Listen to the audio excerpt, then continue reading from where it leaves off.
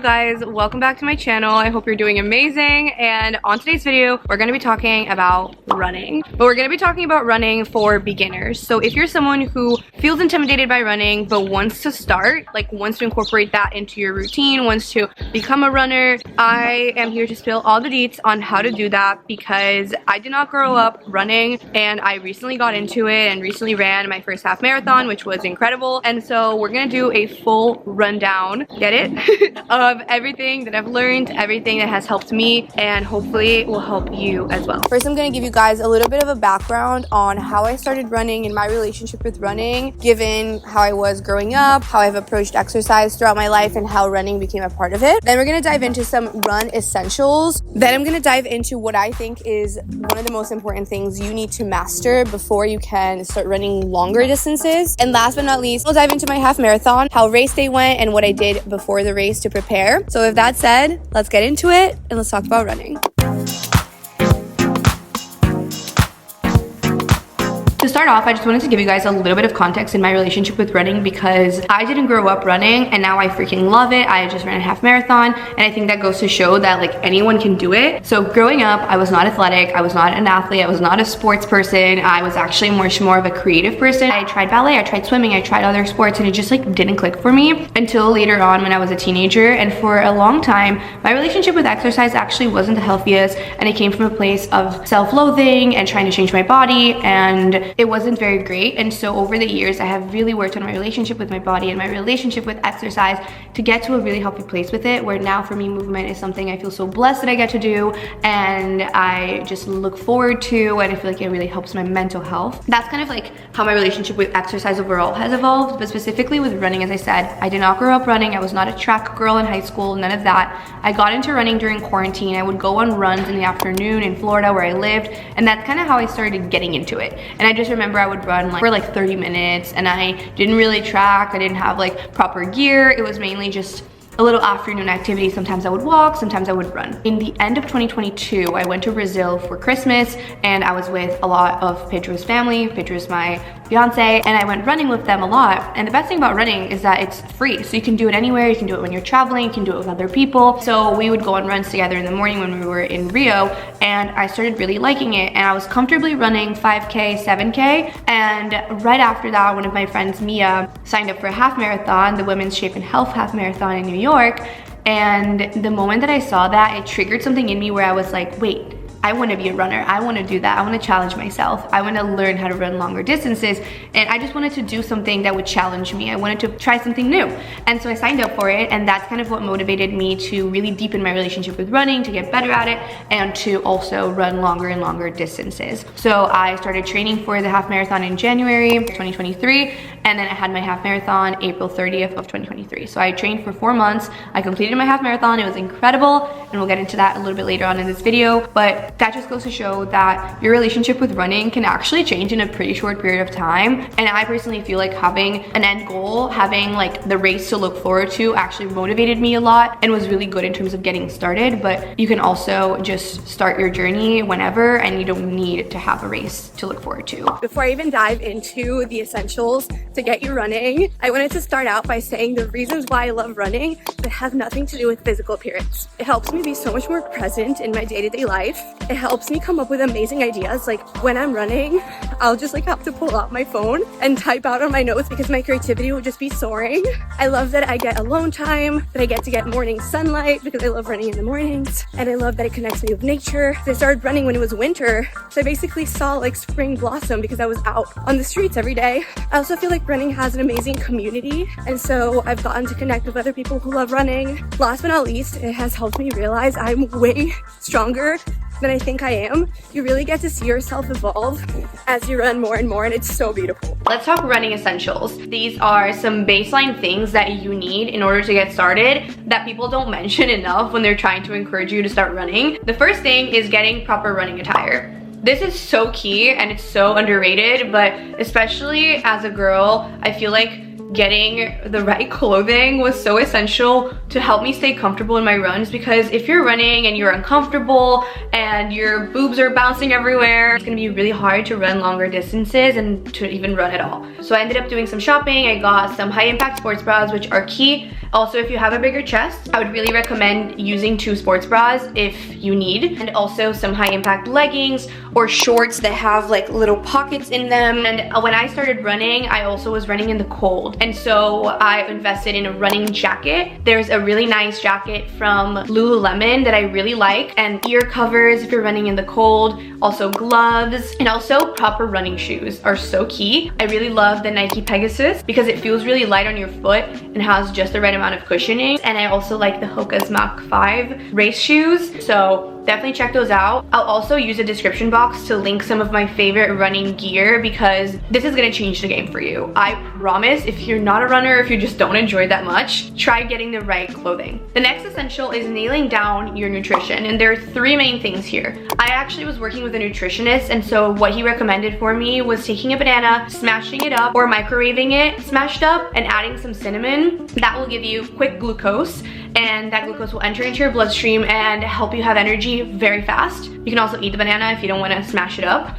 That's just gonna take a little bit longer to hit your bloodstream. And then I usually do that paired with a little espresso or a little bit of an energy drink, and then I go on my runs. And I also usually run in the morning, so that's what I have first thing in the morning. Number 2, post-workout hydration. Super essential. I wish I did it more frequently, honestly, but it makes a big difference. So I really recommend introducing electrolytes into your day-to-day if you are going to be running more. 3 brands that I really like is Cure, Liquid IV, and Element. I'll have those linked in the description as well. My personal favorite is the Cure lemon flavor electrolyte packet. So I'll just take a packet, I'll put it onto a glass of water, and I'll try to drink it right after the run. I think that's the best timing to drink it at, but you can technically drink it at any point in the day. Number 3 is water overall, hydration overall. Super important. So I would really encourage you to up your water intake if you're gonna start running, because you're sweating more, you're exerting more effort, and so hydrating is key, because if you stay underhydrated, that's gonna really affect your body. Next is music. Music is honestly my favorite part of running. I literally am obsessed with going to concerts, with live music, with music overall, and so make an amazing running playlist. I actually have a playlist that I made for my half marathon training, so I will link that in the description as well. You just need good tunes, because that's gonna make you look forward to the runs, and you also need to find a couple of songs that are your like motivational songs. It's like songs that if you listen, it's gonna make you wanna run fast, and it's gonna make you wanna go, and it's gonna get you into a good mindset. I think that's personally one of the best parts of running, because you get to have a little dance party by yourself. So super fun, essential. Game changer. And then last essential I would say is getting the right headphones. I would recommend running with wireless headphones. I usually use my AirPod Pro, and I try to carry minimal things with me, so I usually won't even bring my AirPod case.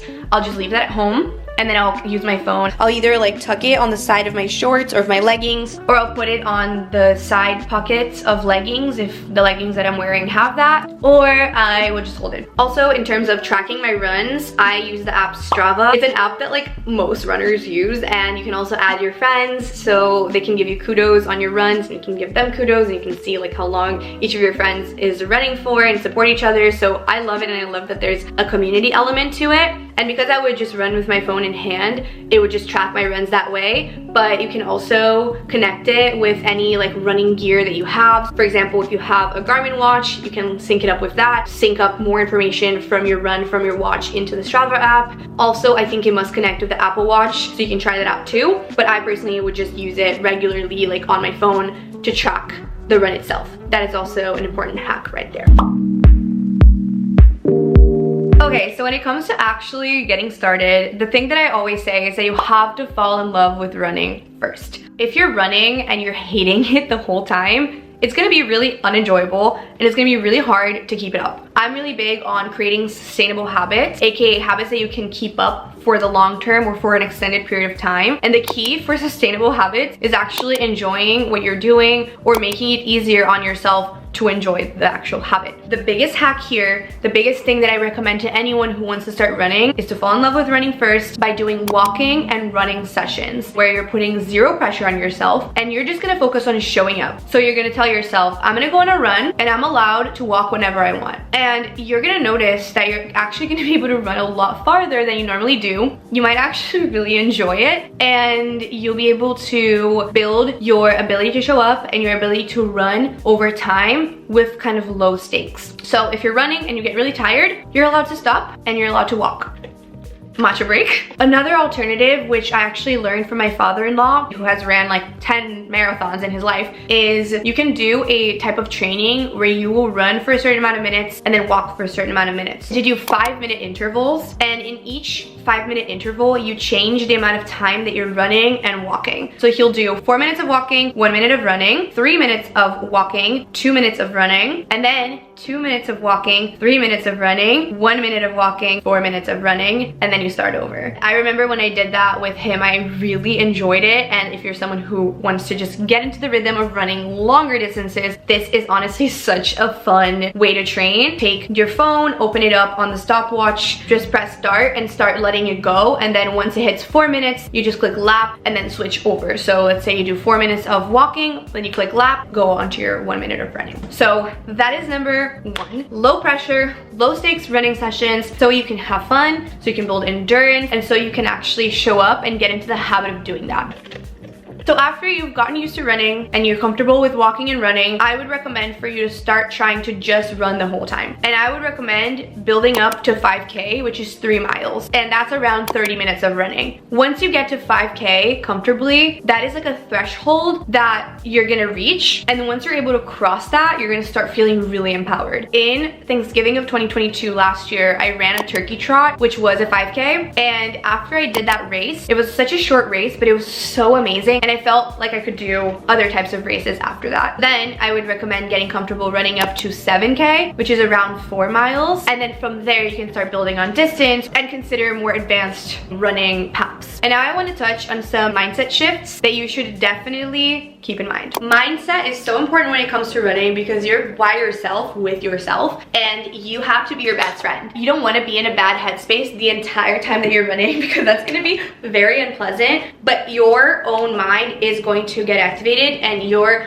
going to have some limiting beliefs come up. And so the biggest thing I would say, and I think the biggest thing that helped me train for a half marathon, was not competing with myself. I didn't want to hit a certain mile time. I wasn't trying to hit a certain pace. And I think that helped me a ton because a lot of people, they'll be running and they'll be like, okay, I ran this mile in 9 minutes and the next mile I need to reach in 8 minutes 50 seconds. Then I need to get faster and faster with every mile. That's unrealistic. That's gonna make running very annoying, and I just don't like doing that. And I really think that's something that helped me get past that kind of like way of running was not really checking my phone or my mile times as I was running. In the beginning, you're going to be, you know, building your resistance, you're going to be building your stamina, and you're going to be building to that 5K mark. So I'd say in that case, it's fine to track your miles and to track your kilometers, but I wouldn't recommend tracking your mile time or to track your pace. Just focus on actually running. That is huge. Huge, huge, huge, huge, huge. You're not here to compete with yourself. You're here to have fun. You're here to get stronger, to build endurance, and to try something new. So don't try to be the fastest runner ever because that's not gonna be so fun. At least, I don't think so. The second thing I would say is embrace a learner's mindset. When you're trying something new, especially something that's outside of your comfort zone, you're probably not gonna be the best at it. You're not gonna be, you know, the fastest runner ever. You're maybe not gonna be so comfortable even, but embrace kind of sucking and just keep going. So focus on showing up and focus on consistency and developing the habit of putting on your running shoes, getting on the road, and going outside to run. Focus on that instead of being perfect or being as good of a runner as someone else that you know. The last thing, number 3, I actually learned from a friend of mine,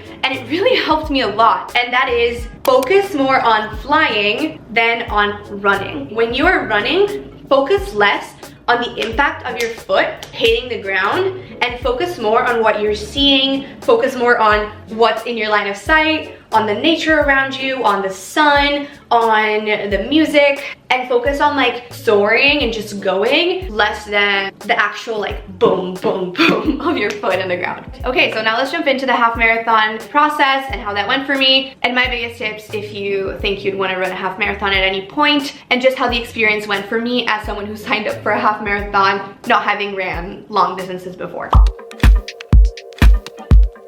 Let's dive into how I trained once I decided that I wanted to do a half marathon. The first thing that I did was post on my story and ask my followers and my friends who are runners what their biggest tips are. And a lot of people recommended following a training plan. So I downloaded the Nike Running Club app and I inputted into the app that I had a half marathon coming up in 4 months. And then they'll give you a plan week by week, telling you how frequently to run and how long to run for. And that plan shifts every single week leading up to race day. And every week was structured pretty similarly. Usually they would have 5 days of running and 2 days of rest. One run was a 15-minute recovery run. Another one was a speed/interval training run. So at some points in that run, you'd be running at your fastest speed, and other ones you'd be at like a mile pace, and just kind of shifting minute by minute to help you get used to running up hills and running at different speeds. Another one was a timed run. So they would tell you run for 30 minutes or run for 45 minutes. And then there was a long run, and that run usually got longer and longer every single week. So first it was 2 miles, then it was 3, then it was 4, then it was 5, then it kept on building and building until it got to like 10 miles, 11 miles, etc. And then there was a recovery run. So that was pretty much how they structured every single week. And there also is the option of guided runs and non-guided runs. I personally prefer non-guided aside for the interval training ones. So I thought that was a really big hack and something that helped me a lot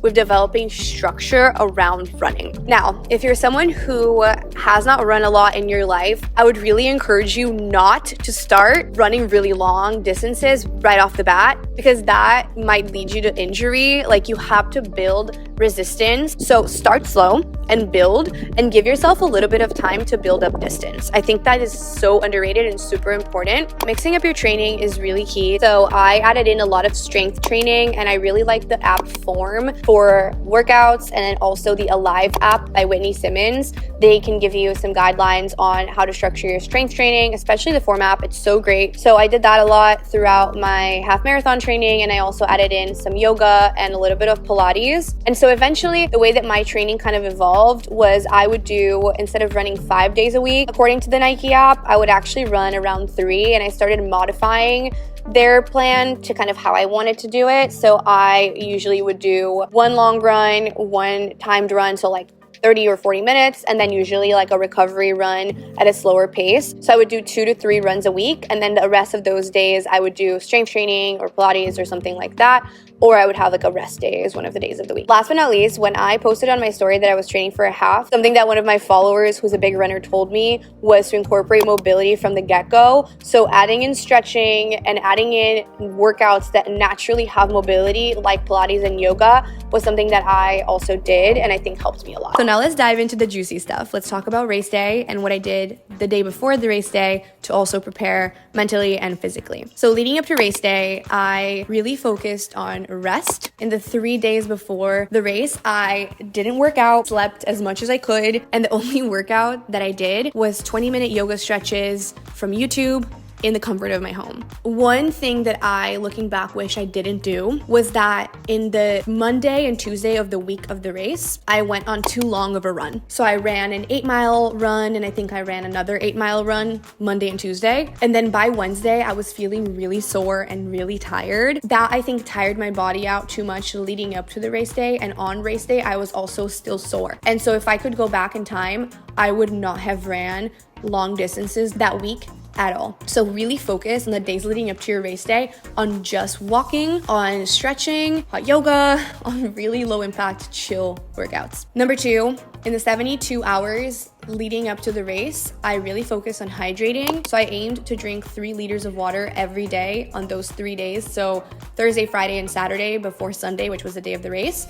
And I think that was really, really so important and something that I really tried to be intentional with and I think paid off. Number 3, you have to eat enough. Basically like energizing your body and adding fuel into your body in the days leading up to the race in the same way that you're hydrating before the race. The last video on my channel, so how I ate 100 grams of protein per day for a whole week, actually was the week before my race or leading up to the race. So you can actually watch that and you'll see how on the Saturday before the race, I just had like oats, potatoes, and chicken and just like healthy homemade things, but also ended up eating a lot more carbs than normal. And in doing that, I also had to fight this inner critic and this voice inside of my head that got activated and was telling me that I was eating too many carbs and I wasn't moving my body and da da la la. But I really had to remind myself that I needed to prioritize my rest so that I could complete this race successfully and feel really good. I also laid out my outfit in advance. I laid out all of my things the night before so that I was ready to go on the morning of the race, ready to just like get up early in the morning, get changed, grab my things and be out of the house. And I did feel pretty anxious leading up to the race. And one of my best friends ran the race with me. She was like, it's okay to be a little scared. You're doing something you've never done, but you're gonna do it. You're gonna be great. My outfit is laid out. I'm getting ready,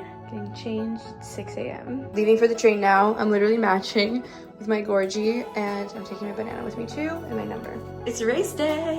Woo-hoo. Made it to the park. It's cold. Yeah, it's very cold. I just had my banana and I'm gonna drink my Gorgie. It's gonna give me a lot of energy. But I'm waiting a little bit because we still have an hour-ish until the race. So, I'm the kind of person that whenever I'm doing something new in my life, or I'm doing something like taking a flight or getting any change coming up in my life, I always get really anxious and nervous the days leading up to it, and then the day of, I'm like so excited. I'm just feeling excited today. Popping open my Gorgie. Oh no. And I just broke my nail in the Gorgie. Yeah, this is such a beautiful spot. I've never done it. We're going to the start line now. I literally have tears in my eyes.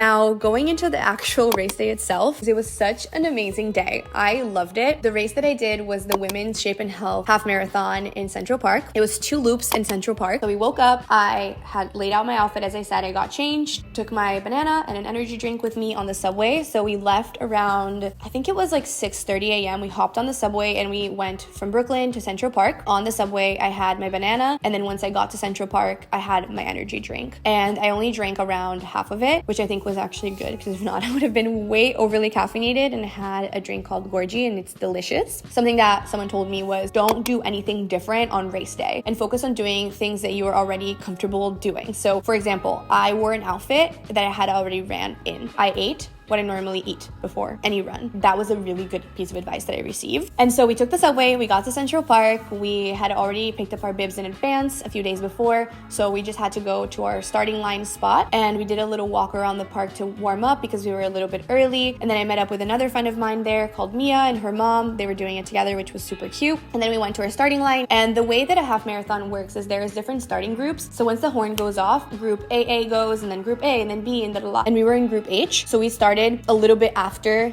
the race technically started. And I completed the half marathon in, I think it was 2 hours and 20 minutes. Actually, can't remember off the top of my head, but I felt super proud of my time and I just felt really happy about completing it. And the funny thing about the race was that it was just 2 loops in Central Park. And if you don't know, Central Park is very hilly. So there was a lot of ups and downs throughout the race, especially in like the middle of the path. And so once I completed the first loop in the park, I saw someone holding up a sign that said, those hills sucked, but at least you get to do it twice. And it really hit me. I really realized like, damn, like there was a lot of hills. And so by like 60-70% of the race, I was feeling really sore and my legs were hurting. Thankfully, Gabby, my friend, had Advil. So I took 2 Advil and that was game changing because I actually did not feel sore at all the next day. And it really helped me complete the race without any pain. So I thought that was a really good hack. Something else too about race day was that obviously I was anxious and I was nervous. And so something that I told myself was something that I remembered I told myself when I ran that turkey trot in Thanksgiving of 2022. And it was, you have ran 5K before, you can do it again today. And even though I had not run 13.1 miles yet, I had run more than 11 miles. So I told myself, like, you have ran long miles before, you have done this before, you got it. And that really helped me get into a more stress-free zone mentally. And I also focused on all the things that were amazing about it. I focused on my excitement, on running alongside a bunch of empowered women, on running with my friends, and on the fact that it was just another day. Like, I tried to put less pressure on the day itself. The last thing that I wanted to mention too is that a lot of people will say, like, have food throughout the run, so like have carbs throughout the run, and some people use these like little like sugar packets. And when I was training for the half, the 2 times that I tried to eat in the middle of the run were like a honey packet or like a bar. I got really bad like pains on my sides, so I avoided doing that in the race because I knew that's what would make my body feel better. I just stuck with running and using the hydrating stations to my advantage, because all alongside the path, I think there was like 10 stations or 8 stations where they had water and they had Gatorade, and I think because the Gatorade had a little bit of sugar, that really helped me keep going. It was such an amazing experience. I loved it. I learned so much from the experience. I feel so empowered, and it was also a week after my birthday, so it was like the perfect way to ring in a new year of life. And I feel like signing up for the half also was a really big encouragement in showing up for the training, in building distance, in getting stronger. And I was just so eager, and I experienced so much support from my followers and my friends and my family all throughout the training process. So if you're considering doing a half, I highly encourage it. I loved it, and I definitely would consider doing another one in the future. And I love running now. Like, it really made me fall in love with a new form of moving my body. So I'm super grateful for that. And then after the race was done, me, Gabby, Pedro, my fiance, and one of my best friends, Dory, went to a bottomless brunch, and it was so fun, and we just celebrated the whole rest of the day. I just felt so accomplished, and I absolutely loved it. So we ate good food, we drank some champagne, some mimosas, and had a blast. All right, you guys, that is it for today's video. I really hope that it helped you and gave you some actionable tips on how to get started with your running journey. Let me know in the comments if this video was helpful, and if you guys have any questions at all, feel free to ask. I feel like there must have been things that I forgot to cover, or you might have some clarifying questions, and I love chatting with you guys in the comment section. If you enjoyed the video and if you took away something useful from it, hit the like button. It helps my channel so much, and also hit subscribe so we can be YouTube friends. So I will see you guys on next week's video, and until then, I hope that you water yourself, take care of yourself, and remember to smile. I love you. Mwah. Bye.